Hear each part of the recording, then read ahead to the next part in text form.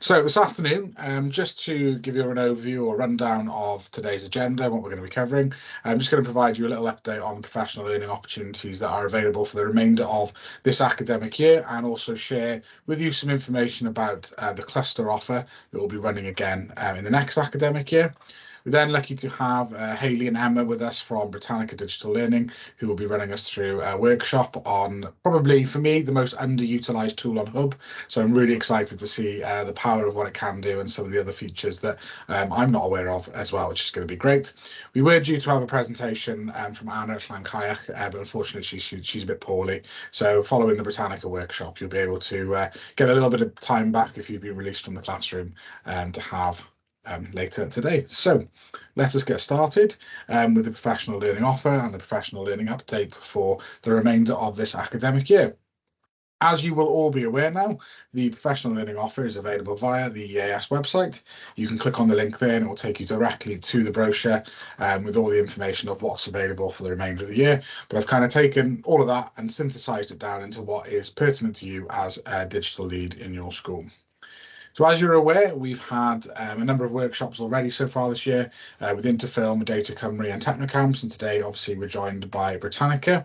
The 21st of May, we will be joined by the team at Google, who are going to be sharing some AI tools that are available within the Google Classroom workspace, which is going to be really exciting. I had a look at those a couple of weeks ago using things such as practice sets. I won't tell you too much, so come along on the 21st of May and you'll have a really exciting session there. And then the final session of the year will be on the 2nd of July, potentially in person. We're not sure yet, we're just looking at finding a venue for that, and that will be a really good opportunity to look at some of the work that's been going on across the region on that day. In terms of PL for the remainder of this year, just a final call really. The Digital Skills for Teaching Assistants programme, the third and final cohort of this year will be starting on the Tuesday after the Easter break. So tomorrow is essentially the last day you can sign a member of your support staff up to this event. So if you haven't done so already and you have some support staff in your school who you think would benefit from this 2-day programme, please scan that QR code now with your device, get them signed up, and I will send the information out to them tomorrow before the Easter break. Finally, the Computing for Primary Teachers programme, the 3-day programme at Maindy Primary School in Newport, is going to be running its second cohort now in the summer term. And the third cohort has just finished and has been really popular, and lots of really good experiences, really diving deeply into what computer science and computation looks like within the curriculum. So if you are interested in that and you want that kind of deeper knowledge around computing, then please do get yourselves or somebody within your school signed up to that programme. The plan next year is to run hubs in each different local authority, so it will be easier in terms of access for your teachers as well and travel. So but there is one more cohort this year, so if you're looking to get ahead of the game, then please do sign up to that one. Our fourth and final session on artificial intelligence will be running on the 8th of April, which is the Monday after the Easter break, and that's going to be looking at artificial intelligence in your curriculum. So what tools are available, how can we use artificial intelligence as part of our digital citizenship, and then how can we use AI then to really be creative and innovative with what we do. The first 3 sessions are available on the Supporting Our Schools website, and I'll share the link to that for you in a short while. Finally then, our secondary networks, again, running after the Easter break, an opportunity if you're a secondary practitioner to get together with computer science, Digitech and the DCF leads from across the region to really dig down into what that looks like for you in practice within your curriculum across the secondary school. So again, QR codes are there, but the links are also in the team space and up on the Supporting Our Schools site as well. But the one big offer I'd like to kind of talk you through and share with you is our cluster professional learning offer that we will be running again next year. It's been a really popular offer this year and a great opportunity for you as a cluster to get into diving into that deeper understanding of progression across the digital competence skills. So the Cluster Professional Learning Programme is broken down into 6 or 7 sessions, dependent on your cluster and the size of your cluster and your sort of aims and your strategy as well. Now, the sessions are broken down to ensure that every single stakeholder within your school and across your cluster accesses digital professional learning and has a real understanding of what it means to them in their context within their kind of year group and progressional step areas. So it's broken down into 7 sessions, as you can see. Focus on leadership, focus on progression across progression steps 1 to 4, a look at transition, and also then the opportunity to plan for the next steps and look at the impact of the programme as we go through as well. You can see there on the side, additionally, we do offer a whole day inset for teaching assistants, which can be held during one of your cluster inset days. So as an example, I know Reese is on the call, and the Cross Acalio cluster, we had over 92 teaching assistants together during their last cluster inset day, where we really spent time focusing on the different tools that are available to them. We looked at Hub and some of the safer internet materials. We looked at Adobe, some Google tools. We had an opportunity to develop computational thinking and also to look at some of the apps available on iPads as well. So really about your teaching assistants feeling confident when supporting teaching and learning in the classroom. But to break the sessions down for you then, just to kind of give you an idea of what we do as part of that programme, the first session focuses on developing a cluster vision and strategy for digital learning so that there is a commonality and a coherence with what you're trying to achieve with digital learning across your cluster. So we get all the primary digital leads, the secondary digital leads and senior leads together to really hash out what's going well in each of your schools, how can you create a community of practice, share practice amongst you and really work efficiently and effectively as a cluster. Once we've developed that cluster vision, the next couple of sessions then mirror themselves in what they do. So we will take an example on session 2, all of the progression step 1 teachers, so your early year teachers from across the cluster together for the day, and we'll spend the time unpicking what the 4 strands of the DCF say. So what does it mean to be a citizen, digital citizen at progression step 1? What does it mean to interact and collaborate, to produce and to use data and computational thinking? And as part of that day, then we look at the knowledge, the skills and experiences that each of the disciplines will ask us to go through, but also then agree the vocabulary that we would ask to be introduced to each of those progression steps. During the afternoon then, we focus on the tools that are available, looking again at the Hub platform and how that can be used to bring the curriculum to life. But we also now start thinking about and focusing on how do we plan effectively for digital competence within our context as well. So those sessions kind of mirror themselves, progression step 1 day, a progression step 2 day, and a progression step 3 day as well.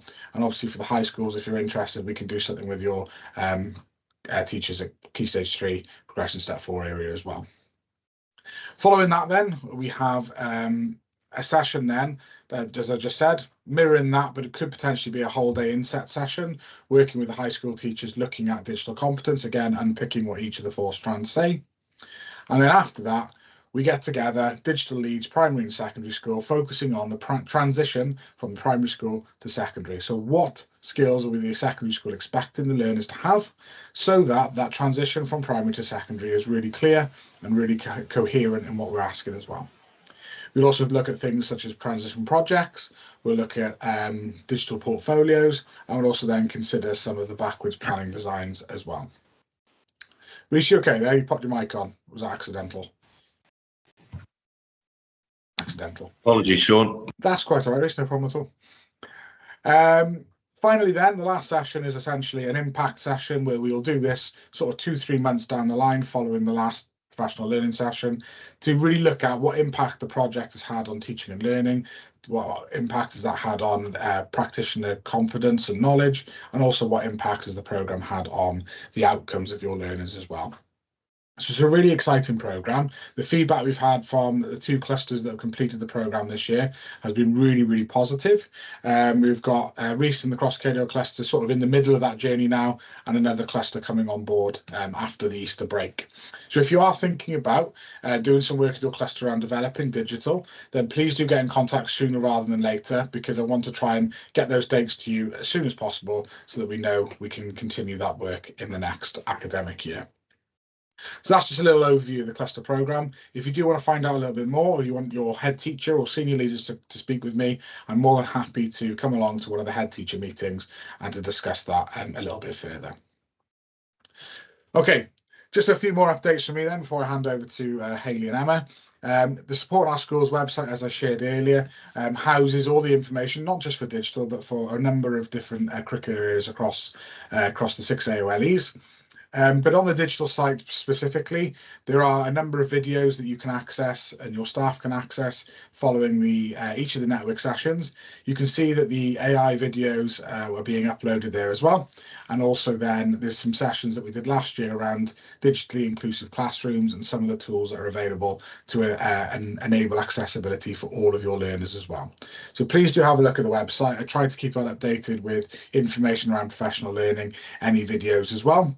But it also links us out to the progression maps website, which since I last spoke to you has now had 3 further progression maps added. So we now have a progression map for presentations, image creation or manipulation, and also geographical information systems as well. In the pipeline, it's pretty much at the point now where it's just being quality assured. We've got one for Minecraft education and for cybersecurity joining the site as well. So if you want to have a little look at those, again, you can click on the blue link there or go through the EAS Supporting Our Schools site. And then finally, some Hub updates that I'd like to share with you that I think are really, really important. The first one being Hub have recently launched the Hub Digital Community. So this is an opportunity for digital practitioners across Wales to share really good practice, to share resources, to get updates from the Hub team around their professional learning offer. And as you can see there, the latest opportunities from the partners such as Google, Microsoft, Apple, Adobe, Britannica, not Britannia, don't know why I put Britannia there, J2E, Common Sense, it's embarrassing, J2E, Common Sense Media, Flip, and the Minecraft teams as well. So I would highly recommend you join that digital community. Again, a good opportunity to share practice and to see resources from teachers across Wales as well. Another piece of news from Hub, Microsoft Stream Classic will be discontinued on the 15th of April. So if you do have any videos stored through Stream Classic in Hub, you'll need to transfer those over to SharePoint before that date. If you don't do that, then any videos that you may have created in the pandemic or anything along those lines will disappear. So there's more information available by clicking on the link there. And obviously I'll share this presentation with you afterwards so you can go direct to that. Who presents? I know the Britannica team have done one recently and it was really, really good, and I'm looking forward again to seeing some more this afternoon. But the Hub Presents events are coming up.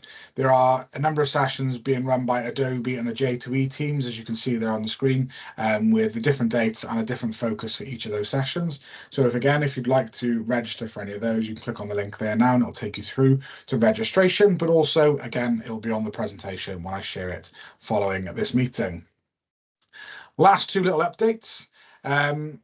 As a digital lead, you'll obviously be reviewing your 360 Safe and looking at your policies around the use of social media, online safety, and so on. In the last 2 weeks, Welsh Government have produced some new guidance on the use of social media in schools. It was again created by the UK Safer Internet Centre, and essentially it's about how you responsibly use social media in schools, about how you use your school social media, but also how you use social media as a practitioner and a professional as well. So again, more information there, and probably a good idea to have a little look at that and make sure that your school's policies and practices are finally up to date. And then the last one, another set of live lessons. So some of you may have been engaging with the Adobe live lessons. Well, the Microsoft Flip team are now offering something similar on the 25th of April, the 23rd of May, and the 19th of June, where you will be able to engage in a live lesson. It's aimed at learners from 7 to 14. And as part of that session, you will gain your level 1 Flip certification. So if you like a badge or you like something, a digital certificate, then you can take part in those sessions and you can get hold of those. So that is a whistle-stop tour, 15 minutes of all the professional learning that is available. Lots coming as well in the new academic year, which is currently in the process of being planned. If there is anything that you think of, oh, I really need professional learning on that, please do get in touch and I can make sure that I build that into the professional learning offer for the next academic year. So what I'm going to do now is I'm going to stop talking and I'm going to hand over to Hayley and Emma, who are going to do a workshop with us on the use of Britannica digital learning. Please do engage, get your cameras on, do whatever you need to do, but it'd be great to see you working through this as well as we go through. So I'm just going to stop sharing my screen and hand over to the other team. Thank you. Thanks so much. And it's a pleasure to speak to you all today. As Sean said, it is quite a underutilized area of Hub. And I think what's really good is that we're kind of speaking to the right people within the schools in terms of kind of the aim of this would be to introduce you to some of the features that you may have used before, may not have come across, and also touching upon how it might be used to support some of the other work you're doing. So I notice on the schedule that you've got other things coming up around AI and online safety. So it definitely feeds really nicely into that. So just to start with, my name's Hayley Mills. I'm supported today by Emma Stout. My role is I look after the relationship between Britannica and Hub and all the other look after the kind of Welsh school contract with ourselves.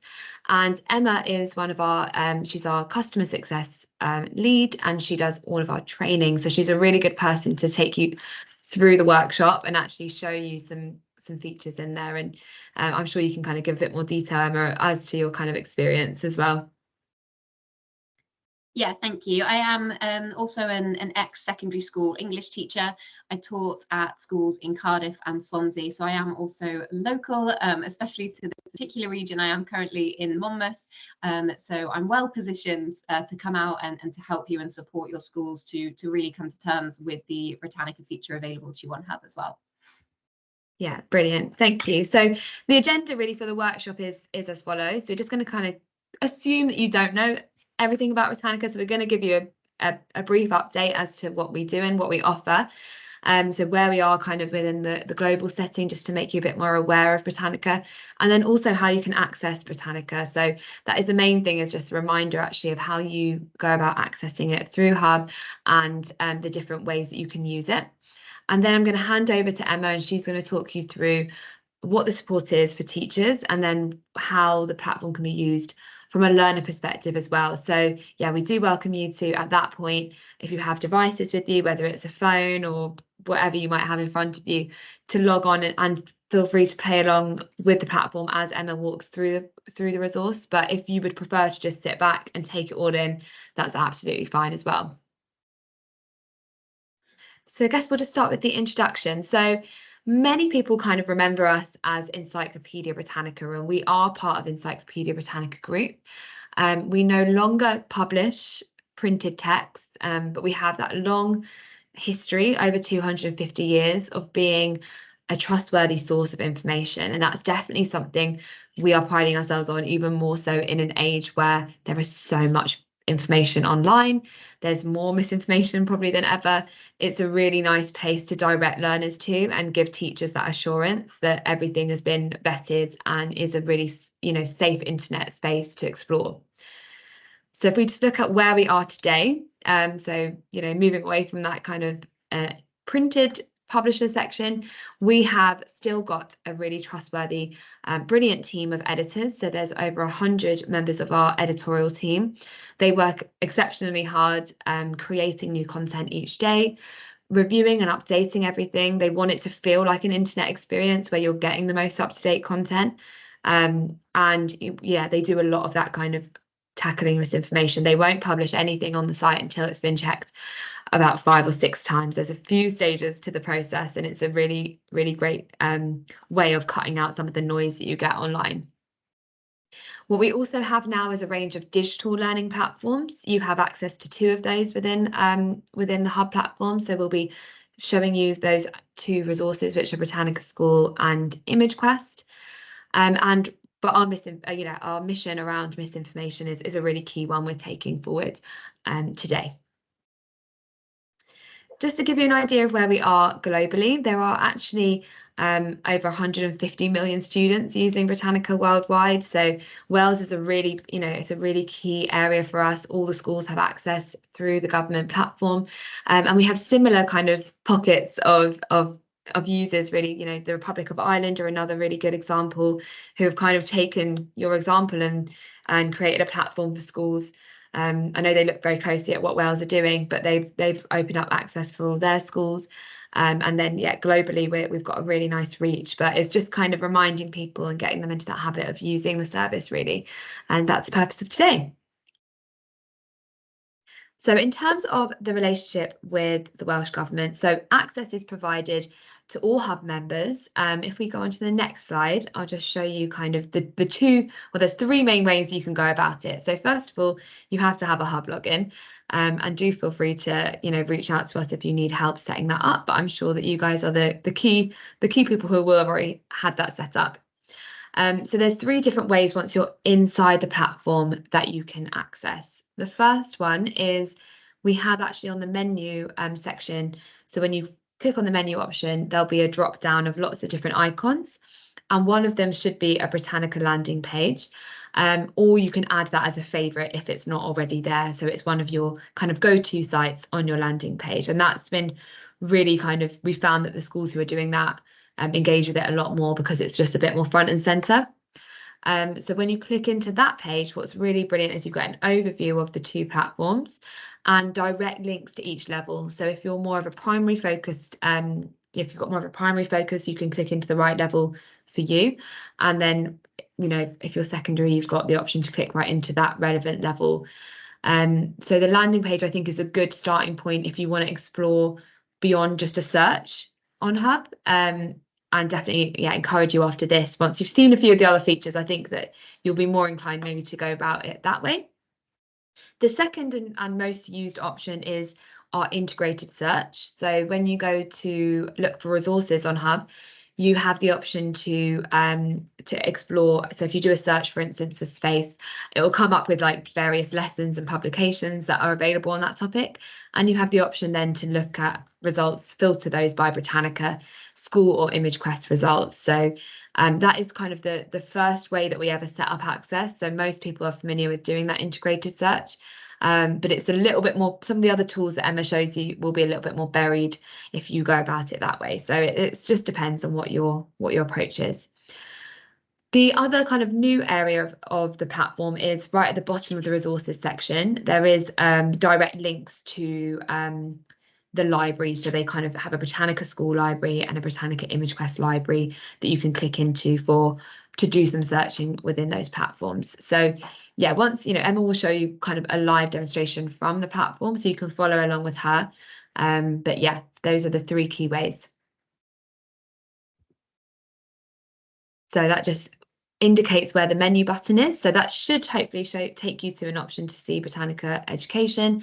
This is the Hub menu where you would do a search and then filter the results by our two products. And then the third option is where you'll see the additional libraries. Okay, so before I hand over to Emma, just to give you a really broad overview of the two platforms you have access to. Britannica School is our most award-winning digital resource. It's the easiest way to kind of get your head around it is it's almost like a safe Google. So it gives you an option to carry out all the research and internet searching you would do, but within this safe school appropriate resource. It is a safe educational alternative to internet searching in that respect. And it still has that kind of editorially verified information behind it. So what Emma will show you is how there's lots of learner tools in there. You can differentiate, you can do lots of amazing things to make sure you're catering for everyone within your classrooms. So that's the main resource we're going to focus on. And we're also going to spend a little bit of time looking at Britannica ImageQuest, which if you think of Britannica as your sort of safe Google search, ImageQuest is your sort of Google Images equivalent for schools. We partner with 70 of the world's best collections, including the National History Museum, British Library, so some really brilliant national and global names that we would have to pay for their images if we were accessing outside of that platform. So, one thing that's really brilliant about ImageQuest is that it fits very nicely into the digital competency framework. So you've got all of the referencing information, you've got lots of tagging and meta and like data that you can pull down into the images. So it's a great addition, I think, to Britannica School, providing both, you've got then the solution of having written information and then lots of media that they can use either in their teaching or their learning. So at this point, I think I'm going to just hand over to Emma to kind of, give you a closer look at the resources. Thank you. Thanks. I'll just stop briefly and pause here just in case anybody does want to get themselves logged on to Hub, just so that you can follow along with the demonstration. If it's going to make it difficult, if you've only got one laptop in front of you and you'd rather just watch my screen, then that is absolutely fine. But this platform is available on any device, so you could access it from your phone, for example, as well, and access it in exactly the same way and have access to all of the same tools and features that I will show you. So I'll just pause and just give you a chance to log on if you wish to. As you can see, I'm on the main Hub homepage, and we have, in fact, already bookmarked or favorited the Britannica landing page. So just to demonstrate how easy and straightforward having done that will make it for you, as we said, we have seen that in the schools where they have favorited it or bookmarked it, the access is much clearer, it's much more obvious. So if the aim is to promote the usage of Britannica within the school, then I would definitely recommend getting it set up in this way. Alternatively, as we said, you can click on the drop-down menu and see the logo there as well. So I'm going to click into the Britannica page. Please let me know if at any point you can't see the correct page, but hopefully you can now see that I'm on the Britannica Education tab within Hub. So this is where you've got direct access to both resources, Britannica School and Britannica ImageQuest. So I'm going to start at the top. I'll start with Britannica School and I'll come back and go into ImageQuest as well. But as you can see, we've got a really nice blurb at the top there, which perfectly tells you exactly what it is that you've got access to. So the information in Britannica School is aligned to the curriculum, updated daily, and hosts thousands of educational articles, as well as images, videos, ebooks, and academic journals. Curated and checked by Encyclopedia Britannica's professional editors, the information is safe, reliable, and can all be cited. There are 3 levels to support primary, secondary, and further education within Wales. So you can see underneath now I've got 3 tabs: Britannica School Foundation, Intermediate, and Advanced. Now, we recommend using foundation level for students up to the age of about 11. The intermediate level then will be for secondary school, so 11 to 16, and the advanced level for 16 plus. Now, those are the guidelines that we provide, but they are just guidelines. If you have got some year 8 students that you think need a little bit of extra support for whatever reason, then there's absolutely no problem with them dropping down to foundation. Similarly, if you've got some year 6 students that you think can handle a bit of extra challenge, then of course they can jump up to intermediate. And I'll demonstrate how you can do that within the platform as well. Now, I had a little browse at the attendees that we've got today, and I believe, please correct me if we're wrong, but I can see we've got a bit of a mix of both primary and secondary schools in attendance today. So I'm going to touch on all 3 levels, and I'm going to start then just by clicking into Foundation. So having done that, you can see that I'm now in the Britannica School home platform, and more specifically, I'm on the Foundation level homepage. So all 3 levels have their own respective homepage. They are similar in many ways, but there are a couple of differences between the 3 as well. The purpose of these homepages is simply to inspire curiosity and to get students thinking about topics that they might not necessarily come across in their day-to-day lessons. Now, I know all schools are structured slightly differently, but when I was teaching, I was a form teacher. I always had about 20 minutes in the morning or so where I was looking for an activity or something to do in that registration time. This is a brilliant place to come throughout that morning time if you have got some space to fill, because on here you will find a range of different highlights and activities which are going to change regularly. So there's always going to be something new for you to come and explore. We've also seen it in practice. When students have got this homepage in front of them, they naturally will navigate themselves onto articles or videos, and it always does lead to further inquiry of their own that they have chosen to explore. So if I scroll through, you can see the different features that are available. At the very top here, we've got In the News. When I click on this, a separate tab will then open where you can see I've got a game, a word of the day, a fact, and then that article to read through as well. So we're currently drawing attention to an author and a novel, but this is going to change every few days. There's always going to be something new there for you to explore. Coming back onto the homepage, if I continue scrolling, we've then got our highlight feature. So this is currently celebrating the arrival of spring. And if you click into any of these links, you then get taken onto the relevant article as well. So if I click into Happy Spring, I'm taken into the article about spring. So again, at a primary level, this is a really nice discussion to have, especially around this time of year. And once again, that highlight is going to change regularly. Britannica School is very much a global site. It is being used in every corner of the world. So for that reason, the highlights that you see on the homepage are not necessarily always going to be linked to events that are taking place in the UK. They might be highlighting something that is happening in India, something that's happening in the US, wherever it might be. And it's a really nice way to have those conversations sort of about global events and about things that are taking place. If I continue scrolling, we've then got the explore area, which is one way that you can begin a search. We've also then got a video of the week, which, as you can see, is connected to that highlight as well. So you could watch a short video there about the spring equinox. We've then got Britannica Fundamentals. Now, this is the area of the site that is aimed at your youngest students, or perhaps any students within primary level that do have some additional learning needs. So if I click into this, I'm then directed to the Britannica Fundamentals area, where I've got 4 categories: read, explore, play, and create. Now, I'm not going to click into each of these just due to the timing on the session, and I'm aware that perhaps not all of you are working with those early years students. So do come back to this and explore it in a bit more depth in your own time. If I continue scrolling, we've then got the animal kingdom. Now, with my role at Britannica, I speak to many schools in many different countries, and in those primary years, there is always such variety in the topics that are being taught, all sorts of weird and wonderful things that are coming out of those years. But one that does seem to be quite consistent is that of animals and habitats. So if you know that that topic is coming up in your schools anytime soon, then remember that you've got this here, because here you will find all of our animal related content divided up into different categories. So you can divide it up based on their group, such as birds or mammals or fish. You can categorize it based on their habitat, or you can simply categorize it alphabetically.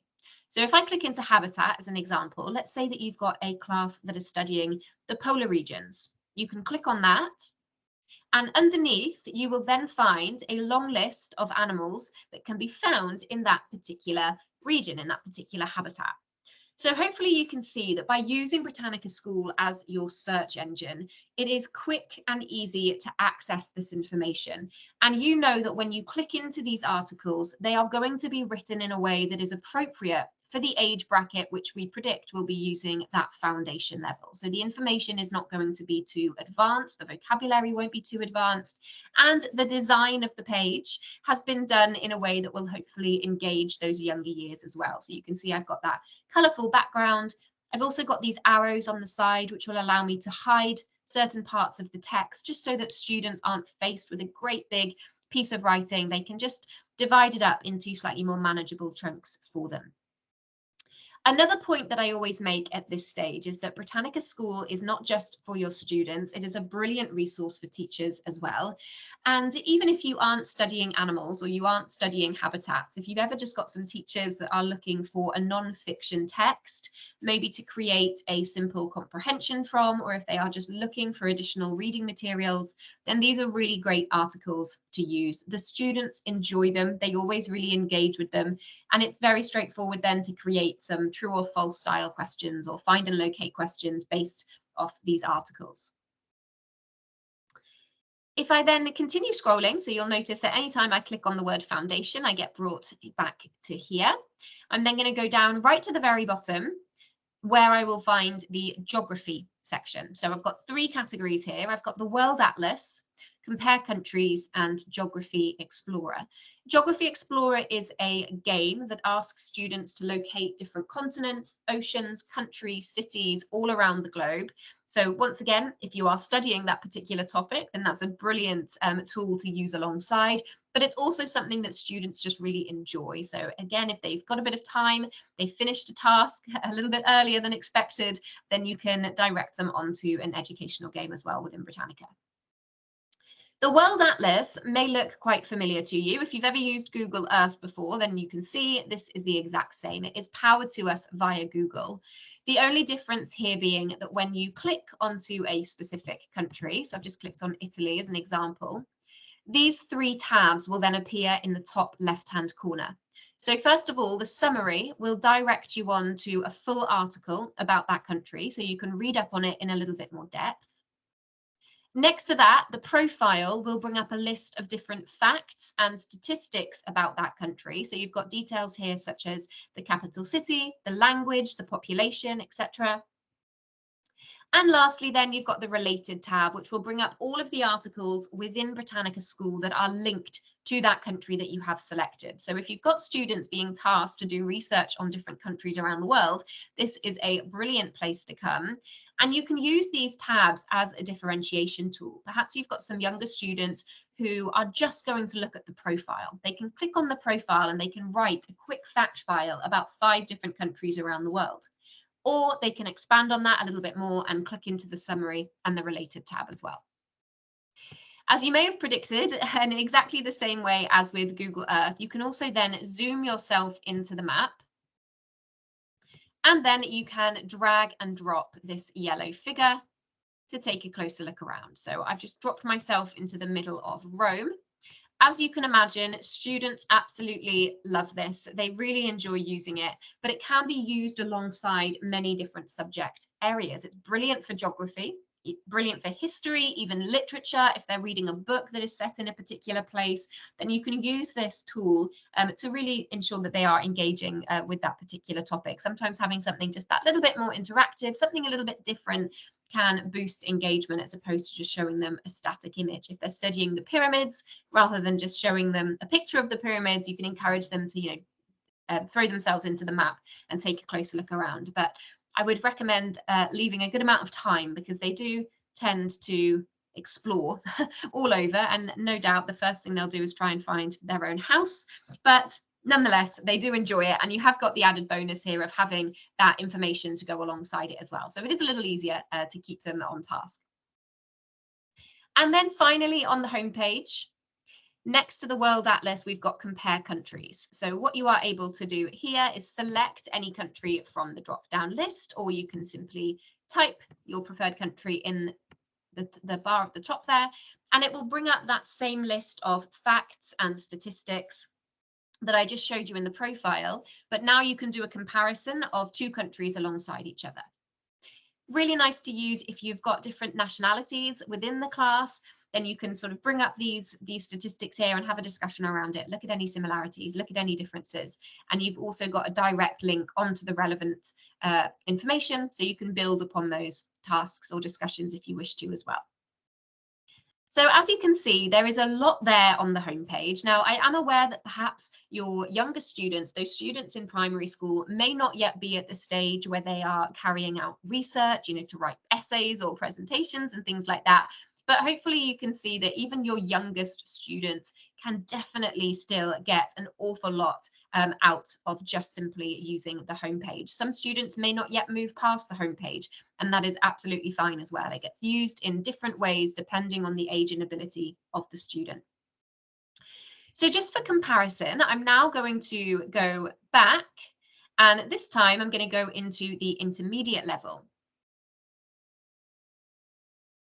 Now, as I scroll through, you will notice that there is a lot of crossover. There are many similarities here. We've got in the news still, but you can see that the topic here is slightly different. Once again, just to reiterate, not always going to be linked to what they're studying in class. This article is all about whether or not a type of cheese can go extinct. So again, just hopefully something that might engage them, get them reading, get them asking a few questions. We have still got the highlights, and today there is crossover here because they are talking about the same topic, so the arrival of spring.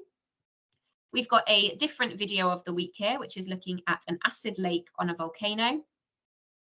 And then there are a few extras on the intermediate level as well. So it is a little bit more text heavy. There's a little bit more here.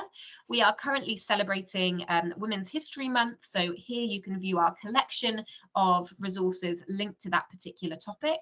Brilliant if you are doing a study on that particular area.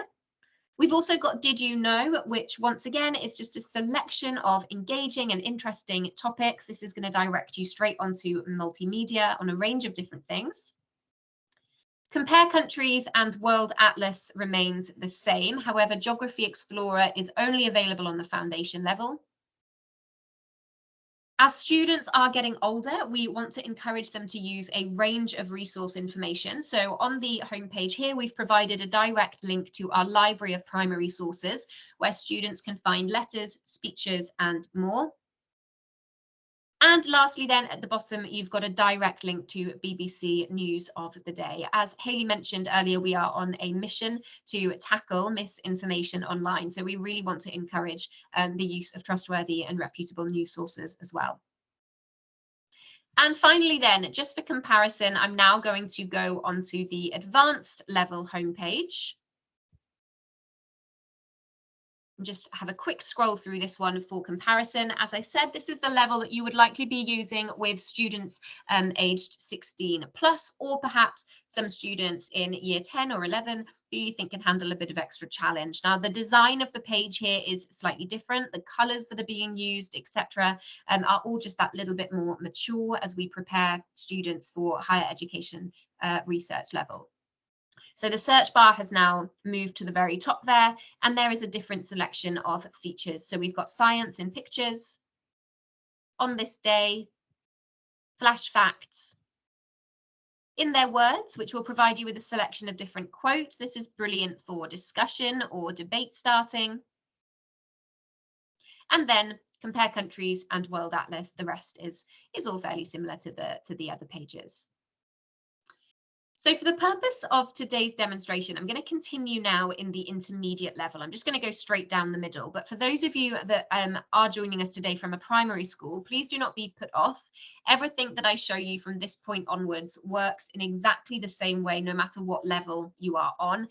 But I can only demonstrate via one platform at a time. So I'm just going to go down the middle, and I'm going to show you now exactly how you would carry out a search. Now, as Hayley mentioned, there is the integrated search within Hub as well, but this is how you would carry it out once you are already in the platform. So I'm going to go to the search bar at the top here. And for today, I'm going to do a search on the topic of World War I.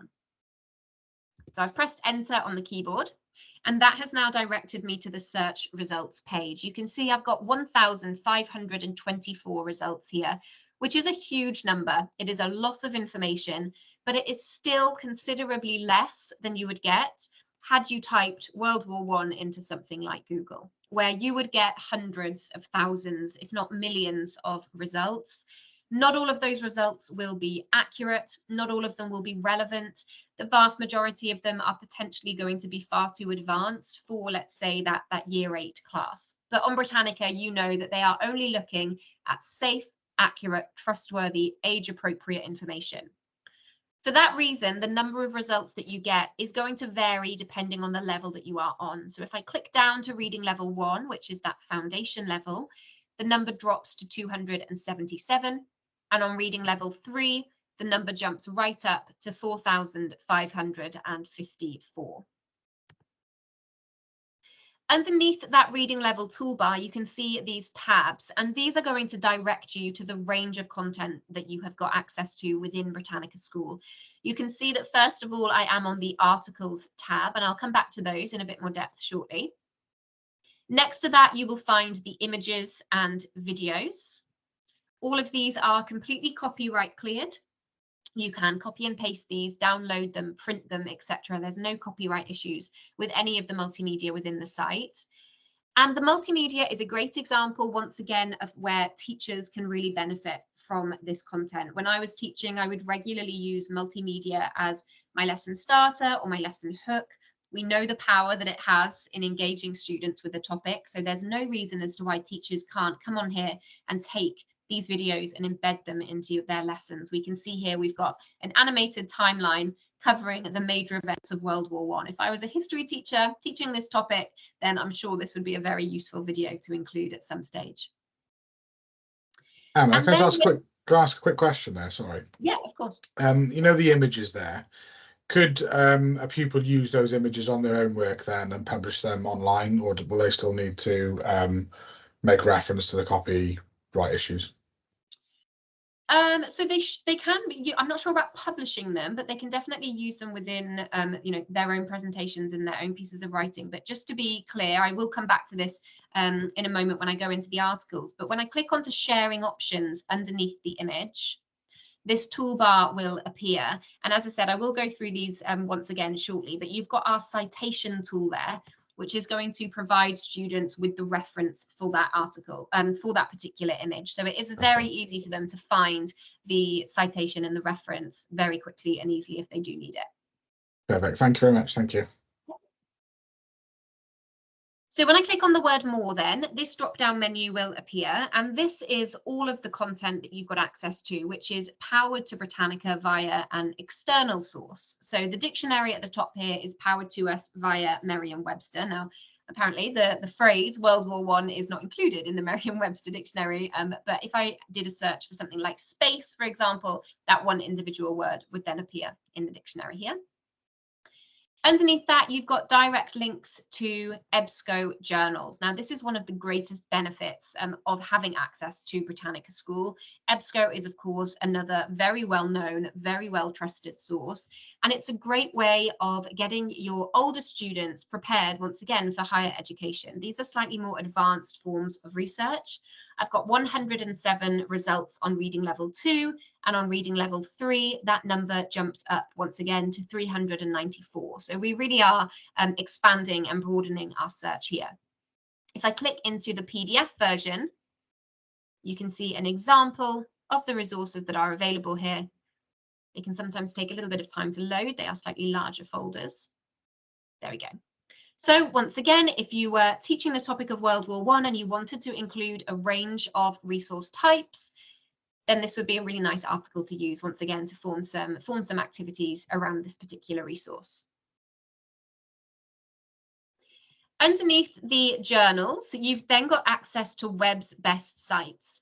So at Britannica, we always say we are not trying to replace the internet. We are not suggesting that students never look at another website ever again, because of course they will, and that's absolutely fine. But what we do recommend is that when it comes to research, we should be encouraging students to start at Britannica, because by doing that, it means that they are more likely to be accessing safe, accurate, trustworthy information. It's avoiding that classic case of them doing a Google search and then clicking straight into Wikipedia, which is of course something that within schools we are trying to tackle. So you can see here what we've done is created a list of websites which have all been fact-checked by ourselves to ensure that they're accurate. They've also been vetted to ensure that they are safe and appropriate for those students as well. So clicking into any of these links will take you out of Britannica School and onto that external site. So on here, I've now got access to lots of quizzes, some games, etc., and lots more multimedia content as well. But once again, had they done this search via Google, this particular website might not have appeared until about the 10th page of results or so. So we've just made it that little bit easier for them to find. And finally then, at the very bottom, you've got access to the primary sources and ebooks. So here you will find a selection of primary source material and Project Gutenberg ebooks linked to the topic of World War I. Now I've got a huge number of results here, lots of really brilliant resources. You can see speeches, historical documents, etc. So a great way of encouraging students to use a mix of both primary and secondary resource material. If I was to do a search for something like William Shakespeare, then I get hundreds of results because I get lots of digital ebooks, which again is a great help. As an ex-English teacher myself, I used to hate sending students home with copies of books just for fear of them never making their way back to school. But let's say you had a class that was studying The Tempest, you could encourage them to access the ebook version via Britannica School on Hub, and they can just read that text from the digital site. So I'm now going to go back to the articles and I will click into the first result here. And I just want to highlight a few of the tools that are available within the articles themselves. I am conscious of time, so I won't keep you for too much longer, but just to draw attention to some of the tools that we've provided you with. The first one is something that we call the double-click dictionary. So if you are reading through this article, or if your students are reading through this article, and they get to a word that they do not understand, all they need to do is double click on that word, and the Merriam-Webster dictionary definition will then appear alongside. Now, this tool is available in every level, both foundation, intermediate, and advanced. So it's the same for your primary school students as well. That's the same as well for any word within the text. Just double click, that definition appears. On the toolbar at the top here, you can see these icons. Now, as I hover over these, a title does appear, which gives you a little bit of a clue, but just to be sure, this arrow gives you the option to send the article. So you can share it directly via email, Google Classroom, or Microsoft Teams. Next to that is a star icon, and this is your favorite icon. It appears next to all of the resources within Britannica. And when you click that star, you have then saved that resource, and you've also got the option to add it to what we call a resource pack. And a resource pack is just simply a folder. So if you were doing a project on World War I, you could gather all of the relevant information and save it in one place. In order to do that, you would need to set yourself up with a personal My Britannica area. And this is something that should you choose to go ahead with any further training sessions for your school, whether it be student or teacher, I can talk about in a little bit more depth. But if you have logged yourself on today, maybe just take a quick look at the My Britannica area and get yourself set up with that personal account. Next to that, then you've got the option to print the text.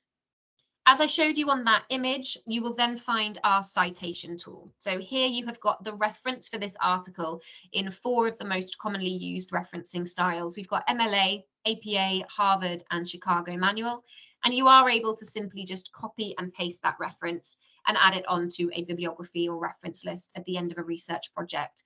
This is a really brilliant tool. Referencing is quite an advanced skill, but by having this available, it means that you can introduce this at a slightly younger age. And the earlier that students start doing this, the sooner that they will get used to the structure and the format of those different reference styles.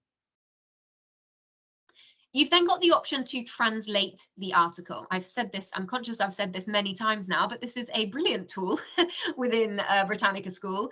What you are able to do here is translate the text. So if you do have students in the classroom that have got English as an additional language and they are finding this particular text slightly too challenging, then they can translate into their preferred language. Now, we have done a few school visits within Wales recently, and we were told in many schools that there were Ukrainian students in the classroom. So I'm going to use that as my example, just in case it does apply to any of you on the call today. So I'm going to translate the text into Ukrainian. You can see that the language has now changed. And if I hover over that, you can see the original English text alongside it as well. So they can have those two languages working hand in hand to support them. This is also a brilliant tool to support with parental engagement as well. If students are accessing Britannica School from home, and if their parents' English language skills perhaps aren't quite as developed as their own even, then they can translate into their preferred language as well. And to get out of that, simply click Show Original, and it will change straight back to the English. Another literacy support tool is the option to have the article read out loud. Introduction. A major international conference. You can see that as the article is being read aloud, the sentence is also highlighted in yellow, so students can follow along with that audio. And finally, they've got the option to increase or decrease the font size.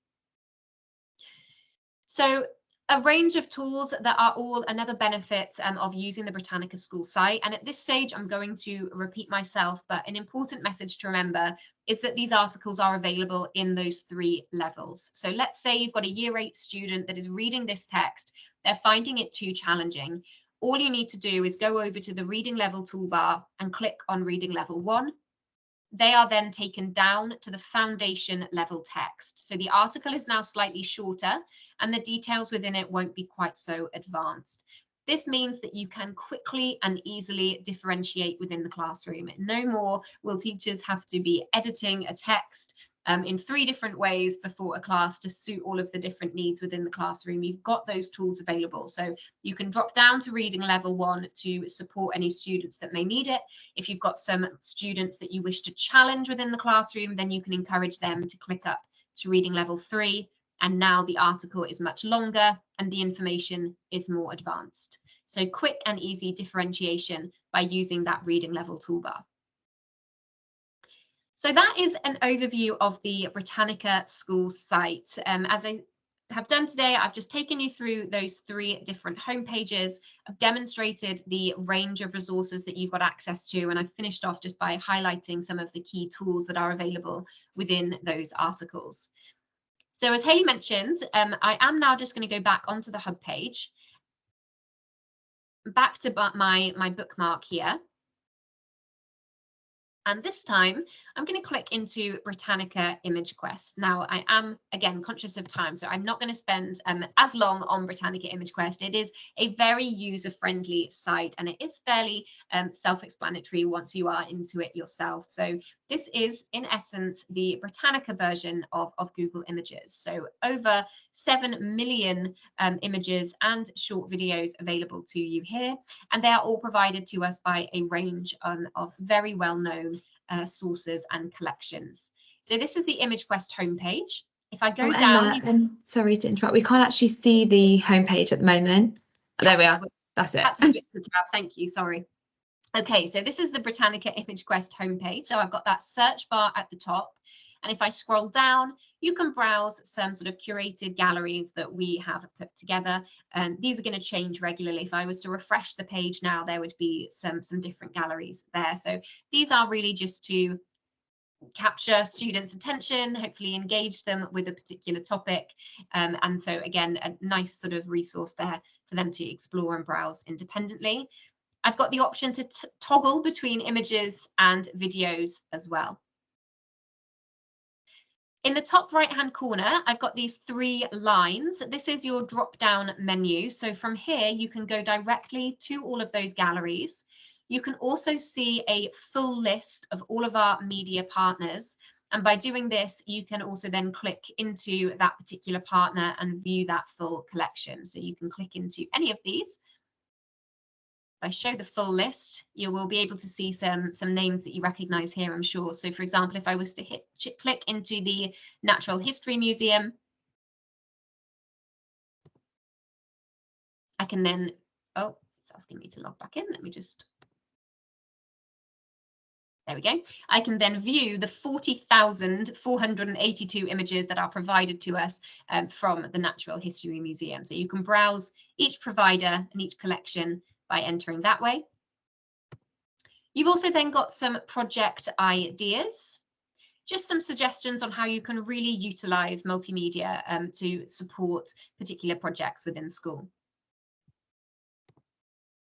I'm going to go to the search bar here, and I'm going to do a search for coral. This always brings back some nice results. So just to sort of highlight the difference between Britannica and other search engines. Now, if you would type the word coral directly into something like Google Images or anything else, unfortunately, one of the first results that comes up is in fact the betting website. And in the images, you will get the coral logo, you'll get images of horse racing. It's not relevant. It's also probably not very appropriate for those primary years. But as you can see on Britannica Image Quest, I'm only bringing up the educational and relevant and appropriate images that you would expect from that particular search. These are all clear, high quality images, high resolution images, and once again, all copyright cleared, so can be used within your students' projects as well. If I click into one, we've then got these icons appearing once again. Now, you are familiar with these because we have just seen them in Britannica School. So there's a lot of crossover in the tools that are available. So you've got the share functionality to Google Classroom or Microsoft Teams. You can also save to your Google Drive. You've got the citation tool. You can print. You can add it to your own personal My Media area. So you can save images and organize them into albums. You can download. And once again, just that share feature as well. Underneath each of the images, you've got a description, so telling you exactly what that image is showing you. It's a lovely image, but if I didn't have that description underneath, I wouldn't be quite sure exactly what I'm looking at. But here you can ensure that students are really getting the context around those pieces of multimedia as well. You've also then got any relevant credit information, copyright information, and some keywords which might then also encourage some further investigation as well. So for example, we've got the tag there of marine biology, etc. So students can click onto those and really expand and build upon that search as well. On the search results page, you've got some filters at the top here. So you can filter via a specific partner. You can also filter via specific shape. If students are doing a project and they've got a square space that they need to fill, then they can filter by that. And you've also got the option to view clip art results as well, which is very popular with primary users as well. Once again, if I toggle between images and videos, I've got 60 videos here, and the videos within ImageQuest are all fairly short and will not have any sort of voiceover or sound. So they're just sort of slight animations, which again can be included within presentations or whatever it might be, just to really engage and support students with that topic. So I am going to pause there because I've realised that we have gone over the allocated hour. So I apologise for that. But are there any questions whilst I am still in the platforms from anybody on the call? Feel free to unmute your microphone or make use of the chat box if that's easier. Don't worry about time at all, Emma. If there's other stuff you want to share, then please do.